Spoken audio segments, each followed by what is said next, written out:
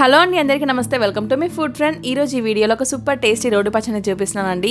Cabbage tomato రోటి పచ్చడి recipe చాలా అంటే చాలా టేస్టీగా ఉంటుంది. అలాగే అన్నం చపాతీలోకి కాకుండా బ్రేక్ఫాస్ట్ రెసిపీ ఎందులోకైనా కూడా చాలా బాగా సెట్ అవుతుందండి. స్పాంజీ దోశలు, గుంట పొంగనాలకు కూడా చాలా బాగుంటుంది. తప్పకుండా ట్రై చేయండి. మరి ఇంకా లేట్ చేయకుండా వీడియో స్టార్ట్ చేద్దాం.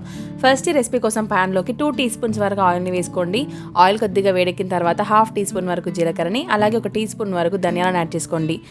ఈ జీలకర్ర ధనియాలు ఒక 30 సెకండ్ల పాటు ఫ్రై చేసుకుంటే సరిపోతుందండి. ఇవి కొద్దిగా ఫ్రై అయిన తర్వాత ఇందులోకి 10 నుంచి 14 పచ్చిమిర్చిలను ఇలా విరగొట్టి వేసుకోండి. ఇలా మధ్యలోకి సగం కట్ చేసి వేసుకోవడం వల్ల పచ్చిమిర్చి అనేవి మన మీదకి పేలకుండా ఉంటాయండి.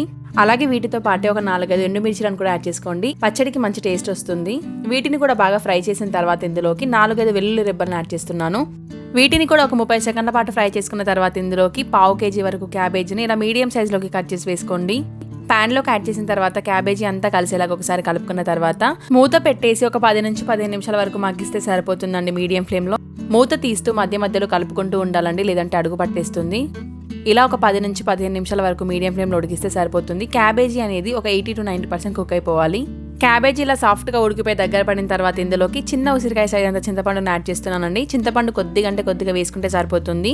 ఆ తర్వాత ఇందులోకి 4 మీడియం సైజ్ టమాటో ముక్కలను యాడ్ చేస్తున్నాను. టమాటోస్ని కూడా యాడ్ చేస్తున్నాం కాబట్టి చింతపండుని చూసి వేసుకోండి. అలాగే టమాటోస్, నాటు టమాటోస్ అయితే చాలా బాగుంటుందండి పచ్చడి టేస్ట్ అనేది. వేసుకున్న టమాటోస్ని ఒకసారి బాగా కలిపేసి ఇందులోకి టేస్ట్కి తగినంత సాల్ట్ని ఈ స్టేజ్లోనే యాడ్ చేయండి. సాల్ట్ని యాడ్ చేసిన తర్వాత కూడా ఒకసారి మొత్తం కలిపేసి మూత పెట్టేసి 5 నిమిషాల వరకు మీడియం ఫ్లేమ్లో ఉడికిస్తే సరిపోతుందండి. మధ్య మధ్యలో మూత తీస్తూ కలుపుతూ ఉండాలి, లేదంటే అడుగు పట్టేస్తుంది. ఇక్కడ చూపిస్తాను చూడండి, ఈ విధంగా ఉడికితే సరిపోతుందండి. మరీ మెత్తగా ఉడకాల్సిన అవసరం లేదు. నెక్స్ట్ ఇదంతా పూర్తిగా చల్లారిన తర్వాత మిక్సీ జార్లోకి యాడ్ చేసుకొని మరీ మెత్తని పేస్ట్లా కాకుండా కొద్దిగా బరకగా ఉండేటట్టు బ్లెండ్ చేసుకోండి, సరిపోతుంది.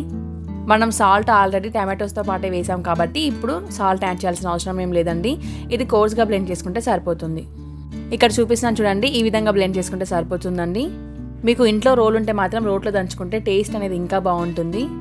ఇలా పచ్చడి అయితే రెడీ అయిపోయింది కాబట్టి నెక్స్ట్ పచ్చడికి తాలింపు పెట్టుకుందామండి. దానికోసం స్టవ్ మీద ప్యాన్ తీసుకొని అందులోకి 2 టేబుల్ స్పూన్ల వరకు ఆయిల్ని యాడ్ చేసుకోండి. ఆయిల్ కొద్దిగా వేడెక్కిన తర్వాత 1 టీ స్పూన్ వరకు పోపు గింజలను యాడ్ చేస్తున్నాను. ఇవి కొద్దిగా వేగిన తర్వాత ఇందులోకి కచ్చాపచ్చగా దంచుకున్న 4-5 వెల్లుల్లి రెబ్బలను యాడ్ చేస్తున్నానండి. దీంతో పాటే ఒక 2 రెబ్బల కరివేపాకును, అలాగే ఎండుమిర్చి ముక్కల్ని కూడా యాడ్ చేస్తున్నాను. ఇవన్నీ కూడా బాగా వేగిపోయి పోపు అంతా బాగా వేగిన తర్వాత చివరికి స్టవ్ ఆఫ్ చేసే ముందు ఇందులోకి 1/2 టీ స్పూన్ వరకు పసుపును కూడా యాడ్ చేసుకొని మరొకసారి కలిపేసి స్టవ్ ఆఫ్ చేసుకొని ఇందులోకి మనం గ్రైండ్ చేసి పెట్టుకున్న పచ్చడిని యాడ్ చేసుకుంటే సరిపోతుందండి. పచ్చడి అంతా యాడ్ చేసుకున్న తర్వాత పోపు అంతా కలిసేలాగా ఒకసారి కలుపుకొని సర్వ్ చేసుకుంటే సరిపోతుందండి. సూపర్ టేస్టీ క్యాబేజీ పచ్చడి అయితే రెడీ అయిపోయింది. కావాలంటే చివరగా కొద్దిగా సన్నగా కట్ చేసి పెట్టుకున్న కొత్తిమీరతో గార్నిష్ చేసుకోండి. అలాగే మీలో ఈ రెసిపీని ఇంతకు ముందు ఎంతమంది ట్రై చేశారు, ఎలా ఉంటుంది అనేది నాతో కామెంట్ రూపంలో షేర్ చేసుకోండి. ట్రై చేయని వాళ్ళైతే ఖచ్చితంగా ఒకసారి ట్రై చేయండి. నేను కూడా ఫస్ట్ అలాగే అనుకున్నాను, క్యాబేజీతో పచ్చడి ఏంటి ఎలా ఉంటుందో అని చెప్పేసి. టేస్ట్ అయితే చాలా బాగుందండి. నేను రెగ్యులర్గా చేస్తూనే ఉంటాను.